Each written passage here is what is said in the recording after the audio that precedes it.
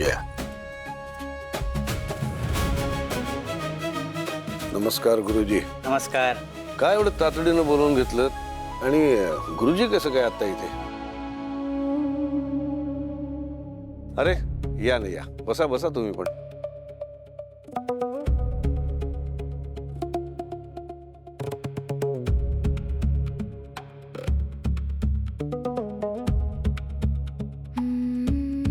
स्वराज आणि प्रीतीचं लग्न झालं तर त्याच्यानंतर सत्यनारायण करायचं ना, आणि आपल्या घरच्या प्रथेप्रमाणे आपण आपल्या कुलदेवतेची पूजा करायचीच आहे, पण सत्यनारायणही करायचं आहे. म्हणून गुरुजींना बोलून घेतलं की उद्या पूजा करायची तर काय काय सामान लागणार आहे सगळ्या गोष्टी त्यांच्याकडनं एकदा कळतील ना आपल्याला, म्हणून.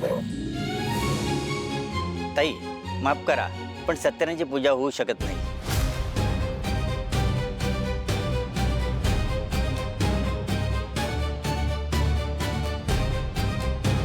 का नाही? कुलदैवतेची पूजा ही आमच्या घरची प्रथा आहे, पण सत्यनारायण करायला लागेल असं तुम्हीच म्हणाला होतात ना.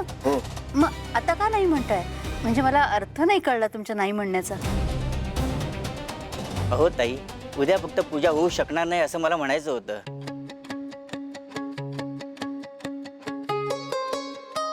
मुहूर्त नाहीये म्हणून परवा आपण नक्की करू पूजा. बरोबर. हो, पण एक लक्षात ठेवा, जोपर्यंत सत्यनारायणची पूजा होत नाही तोपर्यंत नवरा नवरीने एकत्र राहणं टाळायचं आहे.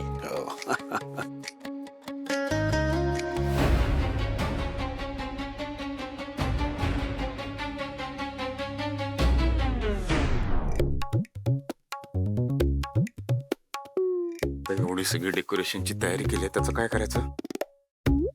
ठीक आहे ना दादा, आपण या दोघांची वेगवेगळी रूम सजवूया ना. तू दादाची वेगळी रूम, वहिनीची वेगळी रूम, ते दोघं वेगवेगळे झोपणार, मग काय उपयोग त्या फुलांचा? अरे मग काय झालं, तू फुलांचाही विचार कर ना. ती फुलं एवढी फुललेली आहेत, त्यांनाही काहीतरी वाटत असेल ना की आपण कुठल्या तरी डेकोरेशन मध्ये सामील व्हावं. मग त्यांना वाईट नाही का वाटणार ते वेस्ट गेले तर? अरे मुन्नू, ठीक आहे मी बघतो. एक ऑटर कितीही चांगलं करण्याचा प्रयत्न केला तरी विघ्न येतातच आहे. मला माहिती आहे काय करायचंय. काय? तू पुढे बघ. चला, सुंठी वाचून खोकला गेला. मला तर यांची पहिली रात्र साजरी करू द्यायचीच नव्हती. आता योगायोगाने का असेना, पण माझं काम झालं.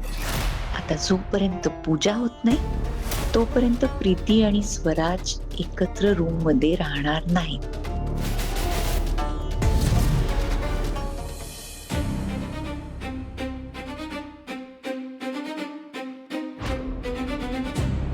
आणि तुझे हे जे काय प्रयत्न चालू आहेत ना ते प्लीज थांबव, कारण तुला माफ करणं खरंच खूप कठीण आहे.